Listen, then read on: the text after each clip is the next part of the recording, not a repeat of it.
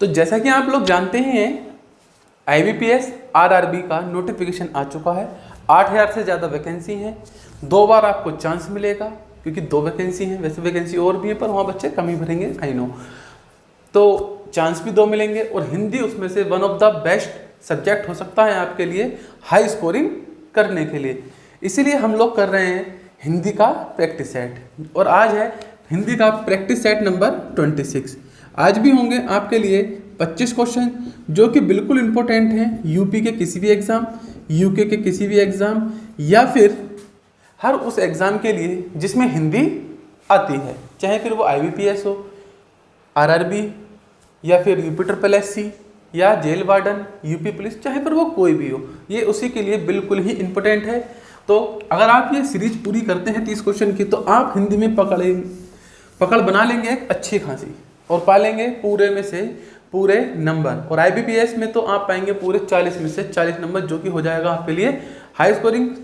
तो चलिए शुरू करते हैं आज की क्लास। स्वागत है आपका कंपटीशन एंड यू में, प्रतियोगिता और आप, चाहे फिर प्रतियोगिता कोई सी भी हो। तो आज का पहला क्वेश्चन है आपके लिए, इनमें से सही शब्द कौन सा है। देखिए यहाँ पर वर्तनी बतानी है। वर्तनी का मतलब है कि यहाँ पर आपको बताना है कि स्पेलिंग एरर जैसे कहते हैं इंग्लिश में, ठीक है। तो सिंगार, श्रृंगार, श्रृंगार या सिंगार, ये क्वेश्चन बहुत ही अच्छा और ये पहले भी रिपीटेड हो चुका है, तो सही आंसर सबको मालूम होगा श्रृंगार। देखिए इस बार से इसमें थोड़ा सा अंतर है और नीचे की तरफ रा है, तो सी इसका सही आंसर है। क्वेश्चन नंबर 2 की तरफ चलते हैं। लिखा है नी प्लस विकार, नी प्लस विकार। अगर आप इसे संधि विच्छेद जो दिया गया है संधि में नहीं कदम पट कर पाते हैं तो बड़ी ही परेशानी की बात है, क्योंकि संधि का चैप्टर मैंने बहुत अच्छे से समझाया है। लिंक में डिस्क्रिप्शन है, जाकर देखें या फिर प्लेलिस्ट में जाकर इस वीडियो को आप पूरी तरह से देख सकते हैं। अब यहाँ पर सीखने की बात यह है कि कई बार सर हमें ये नहीं पता चलता कि जब संधि हम कर रहे हैं तो हम नियम भूल जाते हैं। नियम भूल जाते, थोड़ा तो याद रखना होगा। देखिए थोड़ा तो याद रखना पड़ेगा। अब आपको जरूरी नहीं पूरा शब्द बनाओ। क्यों जरूरी नहीं है पूरा शब्द बनाने की, इसे समझ लो। यहाँ पर विसर्ग है। मैंने आपको एक चीज बहुत बार बार बताई थी कि ये याद रखो किससे क्या प्राप्त होता है, मेन चीज ये याद रखनी है। तो आपको याद होगा विसर्ग से हमें 5 चीजें मुख्य रूप से प्राप्त होती हैं, ओ, रे, शय और है। ये मैंने बताया था आप लोगों को, क्लियर है। तो यहाँ पर देखो विसर्ग है, तो विसर्ग से हमें क्या क्या प्राप्त हो जाता है। मेन रूप से ओ, छोटा ओ, कहीं भी किसी भी शब्द में छोटा ओ है। रे प्राप्त हो जाता है, किसी में रे है क्या, हाँ सर ये रा रे, ये रा रे, ये रा रे, ये रा रे। क्या इस वाले रे का निर्माण करता है, नहीं, इस वाले रे का निर्माण करता है। बात खत्म हो गई। बिल्कुल आराम से आप सीख सकते हैं। तो क्या आपको मिलाकर सब देखना पड़ा, नहीं, आपने देखा ऊपर रा एक ही है, खेल दिया आपने। अब आप कहेंगे सर 4 में होगा, ऐसे नहीं होता है, ठीक है ना। चलते हैं क्वेश्चन नंबर 3 की तरफ। लिखा है मन प्लस भाव। अभी बताया था, बिल्कुल अभी रिपीटेड हुआ है, बिल्कुल अभी बताया था। विसर्ग है, ओ प्राप्त होता है विसर्ग से, ओ बताया था अभी। बताओ कितनों में ओ है, क्या ए में ओ है, बी ऑप्शन में है, सी में है, डी में है। सर जी बी में है, तो बाकी कुछ चेक ही क्या करना, सी आंसर हो गया। अगर किसी 2 में होता तो कुछ चेक करते हैं आप, चेक करने का मौका ही नहीं है भैया। सही से समझो, चीजों को समझो, फास्टेस्ट काम करो एकदम। ये प्रैक्टिस सेट बिल्कुल शानदार है। आज इसमें आप बिल्कुल अच्छी चीजें सीखेंगे, वह सीखे सभी में है। चलते हैं क्वेश्चन नंबर 4 की तरफ। लिखा सज्जन का संधि विच्छेद बताइए। सज्जन का संधि विच्छेद क्या होगा। अब आप जानते हैं कि जय का निर्माण मैंने फिर से बताया है, आपको ये याद होना चाहिए बस कि कौन सी संधि से क्या मिलता है और कैसे मिलता है, ठीक है ना। अब आपको मालूम है कि जय किससे प्राप्त होता है, सर जी तय से प्राप्त होता है। और कौन से तय से, व्यंजन वाले तय से। असल व्यंजन वाला तय कैसा है, एक तय ये होता है, एक तय ये होता है, जिसके नीचे हलंत लगा हुआ वो व्यंजन होता है। तो इस वाले तय से आपको क्या प्राप्त होता है, जय प्राप्त होता है। तो क्या इसके अंदर तय है, नहीं है। सर जी इसके अंदर हैगा, पर देख लो आगे तो किसी में नहीं है, इसमें भी नहीं है, इसमें भी नहीं है, बाहर करो बी ऑप्शन सज्जन।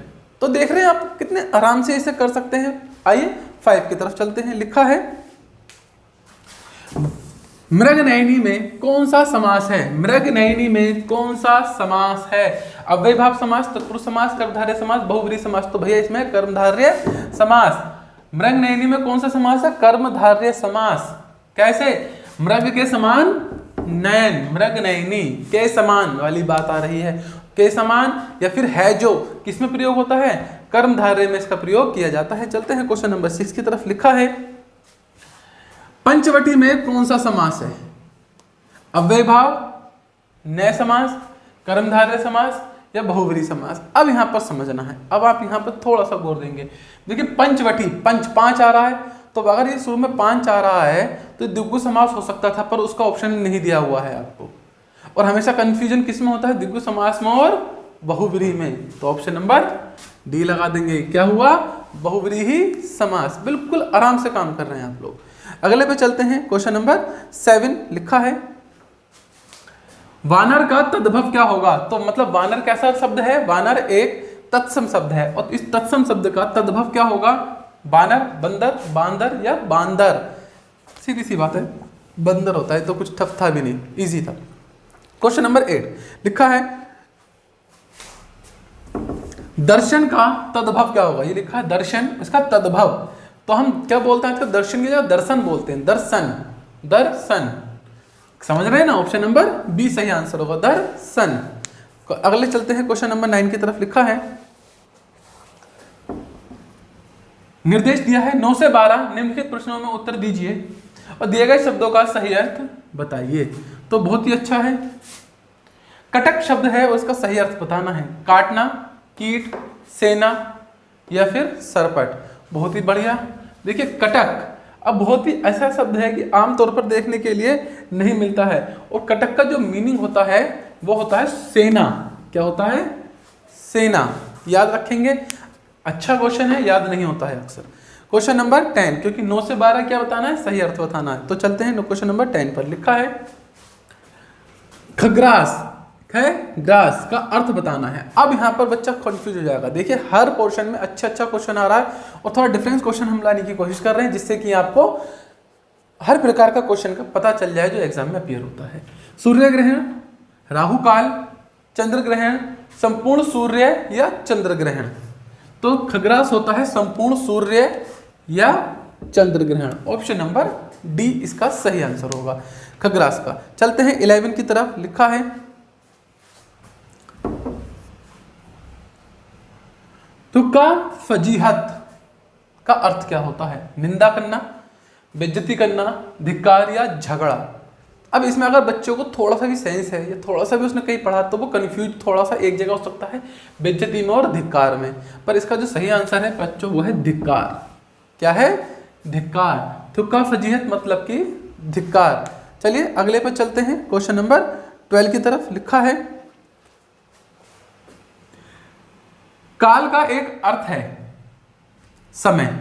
काल मतलब समय। हमने काल पढ़े भी होते हैं हिंदी में भी और इंग्लिश में भी, टेंस पढ़े होते हैं। काल का अर्थ है समय। निम्नलिखित में से दूसरा सही वाक्य या दूसरा सही अर्थ क्या होगा? काल का एक अर्थ तो है समय, इसका दूसरा अर्थ क्या होगा? सोना, प्रकृति, मृत्यु या विशेष। तो इसका दूसरा सही अर्थ है मृत्यु। कहते हैं ना उसका काल आ गया, तेरा काल नजदीक है, ऐसा करके आप लोग पिक्चरों में डायलॉग सुने होंगे। तो उसका मतलब मृत्यु भी होता है। क्वेश्चन नंबर 13 कह रहा है आपसे पानी का एक अर्थ है जल, निम्नलिखित में से दूसरा अर्थ खोजिए। तो भाई पानी को जल कहते हैं, लेकिन पानी को इसके सिवा क्या भी कहते हैं? बहना, झरना, सम्मान या विष। बहुत ही अच्छा क्वेश्चन है। वीडियो पॉज करके इसका आंसर तो जरूर ही दे अगर आता है तो। आइए समझते हैं। पानी का एक अर्थ हुआ जल और उसका दूसरा अर्थ होता है सम्मान। अब ये सम्मान कैसे हो जाता है सर? आपने कई बार कहा होगा या देखा होगा या सुना होगा किसी के मुंह कि भैया वो तो उसकी तो आंखों का पानी ही मर गया, उसमें तो बिल्कुल सम्मान है नहीं, निर्लज हो गया। सुना है ना? ऐसा सुना होगा। तो ये क्या सम्मान शब्द के लिए भी है, और इसका एक दोहे में भी प्रयोग हुआ है। रहीमन धागा रखे बिन पानी सब सून, पानी गए न उबरे मोती मानुस चून। तो वहां भी मोती मानुस, मानुस का मतलब भी सम्मान से है। तो पानी का एक अर्थ जल और एक अर्थ सम्मान होता है। तो ऑप्शन नंबर सी इसका सही आंसर है। चलते हैं क्वेश्चन नंबर 14 की तरफ। लिखा है 14 में कुरुक्षेत्र को क्या कहा जाता है? रण क्षेत्र, कौरव क्षेत्र, युद्ध क्षेत्र या यज्ञ क्षेत्र। तो सीधी यज्ञ क्षेत्र तो कह ही नहीं सकते, पर इसे कहते हैं रण क्षेत्र। कुरुक्षेत्र को रण क्षेत्र कहा जाता है। पर यहाँ पर बच्चों को अगर ये याद नहीं है प्रॉपर तरीके से तो वो कोरस क्षेत्र, युद्ध क्षेत्र में भी कन्फ्यूजन हो सकता है। ए बी सी तीनों में कन्फ्यूज हो सकता है। खैर एक क्षेत्र तो नहीं लगाएगा बच्चा अगर याद नहीं है तो, पर वो इन तीनों में खो सकता है, इसलिए प्रॉपर याद होगा तो आप अच्छे से आंसर लगाएंगे। क्वेश्चन नंबर 15 की तरफ चलते हैं और 15 में लिखा है निम्नलिखित में से कौन सा शब्द पृथ्वी का पर्यायवाची नहीं है। मतलब कि 3 इसमें से पृथ्वी के पर्यायवाची हो कोई एक नहीं है। मही, श्रुति, अंबर या मेदिनी। तो अंबर जो है पृथ्वी का नहीं है, अंबर तो आकाश का हुआ ना। अब यहां से एक चीज तो बात चलती है पृथ्वी के पर्यायवाची। मही पृथ्वी का पर्यायवाची, श्रुति पर्यायवाची किसका, हिंदी सॉरी पृथ्वी का, मेदिनी पृथ्वी को कहते हैं। तो यहां से आपको पृथ्वी के 3 नए पर्यायवाची भी पता चले होंगे जो आपको शायद याद ना हो।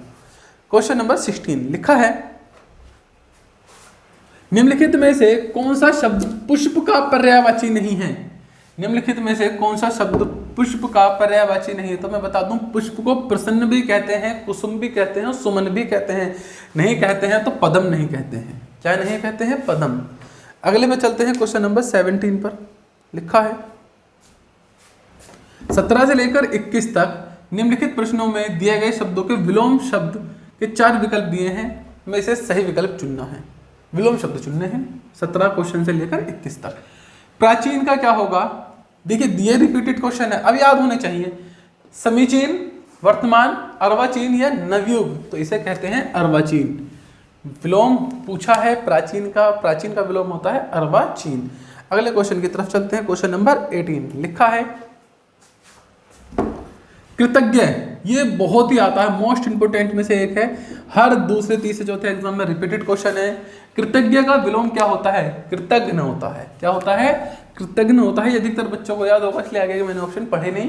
क्या होगा, कृतज्ञ होगा। और ये बहुत ही इंपॉर्टेंट है और आपको भी याद होगा, आपने कभी पेपर दिया होंगे तो आया होगा।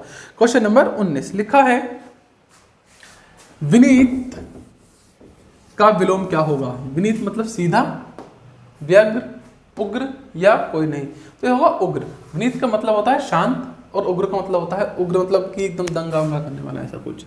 तो ये उग्रवादी सुने होंगे आपने नाम, है ना। तो इसका सही ऑप्शन है option number C. Question number 20 की तरफ चलते हैं। लिखा है इहलोक का विलोम शब्द क्या होगा। इहलोक अच्छा क्वेश्चन है, बहुत ज्यादा प्रयोग में होता है। अंतरिक्ष लोक, वेद लोक, पृथ्वी लोक या परलोक, तो इसका होगा परलोक। इहलोक का विलोम क्या होगा, परलोक। इहलोक का परलोक, इहलोक का परलोक। इस तरह से याद करेंगे एकदम होगा। जोश को बना के रखिए, बरकरार रखिए। परीक्षा नजदीक है, अब तो मेहनत कर लीजिए। और कब करोगे, आज से 50 दिन पूरे हैं और 50 दिन का टारगेट लेके भी चले ना तो भी IBPS जैसे पेपर को आप धज्जे उड़ा देंगे। अब यहाँ पर देखिए वही बच्चा काम कर पाएगा क्योंकि 50 दिन होता है रिवीजन का टाइम। 50 दिन होता है रिवीजन का टाइम, अगर आप रिवीजन नहीं कर पाएंगे तो फिर कैसे कर पाएंगे, सही है ना। तो चलिए चलते हैं क्वेश्चन नंबर 21 पर। लिखा है उपेक्षा। उपेक्षा का विलोम क्या होगा, परीक्षा, अपेक्षा, उत्प्रेक्षा या लौकिक, तो इसका होगा अपेक्षा। उपेक्षा का अपेक्षा, उपेक्षा अपेक्षा, उपेक्षा अपेक्षा। एकदम से लय बना के याद करिए। क्वेश्चन नंबर 22 लिखा है 22 से 26 तक प्रत्येक प्रश्न में एक वाक्य दिया गया है।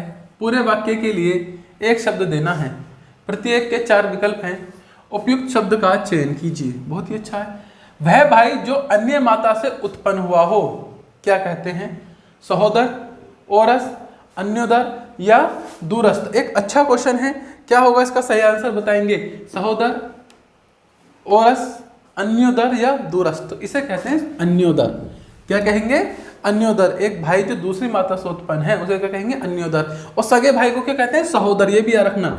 सगा भाई क्या होता है आपका, सगा भाई मतलब एक ही माता के पुत्र, क्या कहेंगे, सगा भाई। और सगे भाई की जगह क्या लिखा हुआ है, सहोदर। तो ये भी याद रखेंगे आप। क्लियर है या नहीं। चलते हैं क्वेश्चन नंबर 23 की तरफ। लिखा है